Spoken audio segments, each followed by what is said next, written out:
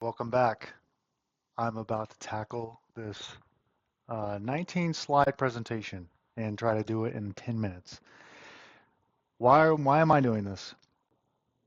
As a graduate student in computer science, I'm trying to learn more about the tools that are being used in industry. And AWS is huge. It's a very important service. Cloud in general is very important. What I'm trying to do is understand it more. This really is master's student in computer science is tackling AWS Solutions Architect Associate exam and trying to learn as I go, trying to present what I've learned, what I'm continuing to learn, and even what I don't know. Because some of these things that I've created in this presentation, I'm still not 100% on. I'm just going off of what I've read online and different videos I've seen and just trying to learn more. This is not meant to be an expert video. This is just meant as a learning tool for me and to document my learnings and what I continue to learn more about. A high level, AWS is very close, cloud security is very close to web security in terms of offloading your hardware, your compute resources or your storage resources, or your networking resources, offloading it to a data center where the hardware can be managed by AWS or Google or Microsoft, and then you just need to interface with that compute over the internet. It's a solution. It's geared towards scalability, high availability, failover. It's good for organization.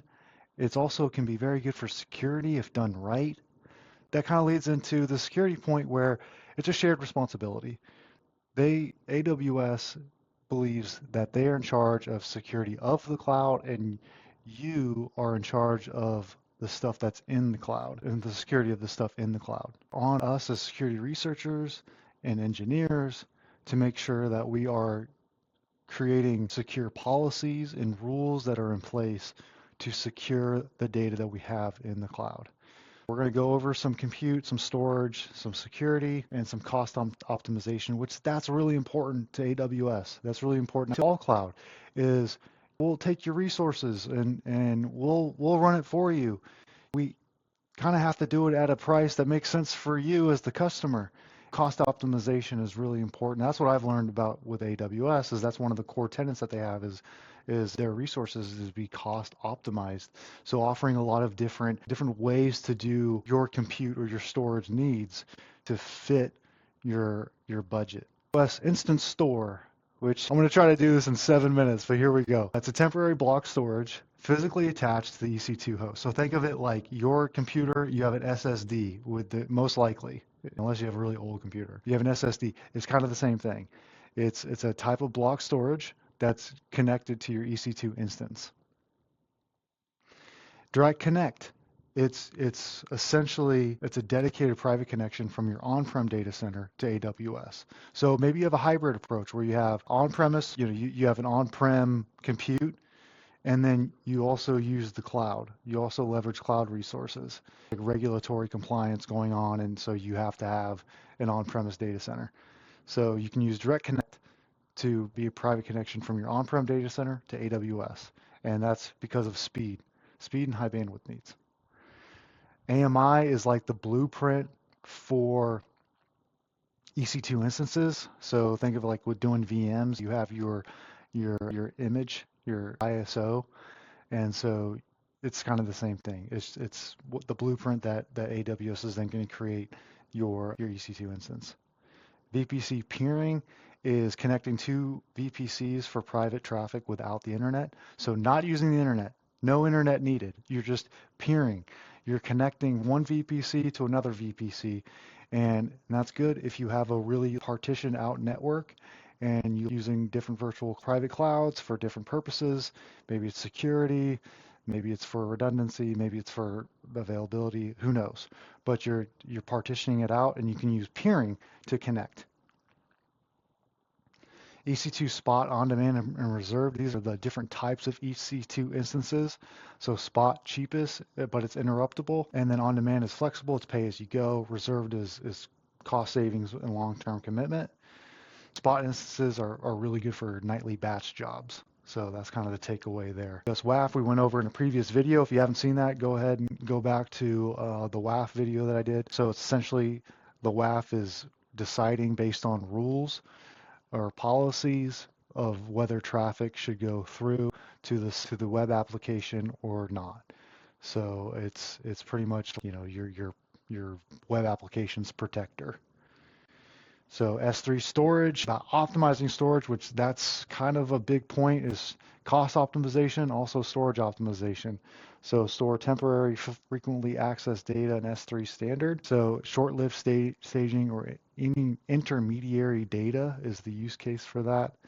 A video platform stores 24-hour analytics in S3 standard before processing it and then deleting it because they've done their analytics on it, they've gotten their result, now they can get rid of it. Guard duty is threat detection, and threat detection is all based on logs. So if you think about a system is going to use monitoring and logging. It's going to monitor the network, it's going to log what's going on, then guard duty uses that to do threat detection. Based on the logs, what is a threat? Continuous monitoring for malicious behavior. So a retail company detects port scanning attempts on EC2 using guard duty alerts. So multi-AZ versus read replica, just from what I've learned, is multi-AZ is good for synchronous, high availability, and read replica is good for asynchronous.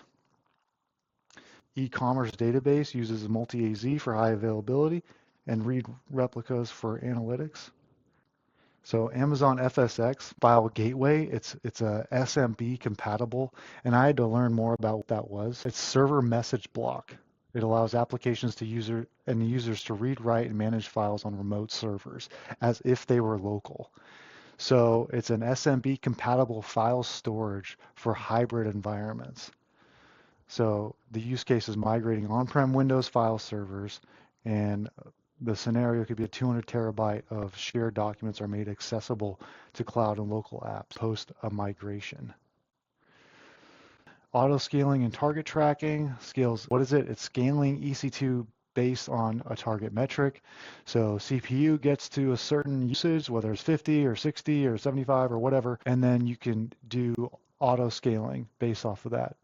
You can add an EC2 instance or whatever you need to make sure that and that's the scalability nature of AWS, and that's the flexibility that you have in the cloud. Set up rules and policies and procedures that an auto scaling procedure that where, okay, if I want my site to handle all that traffic. So you can set an auto scaling policy. So CPU gets to 50%, then you can get another EC2 instance or whatever you're going to do. So the API gateway and Lambda and Fargate.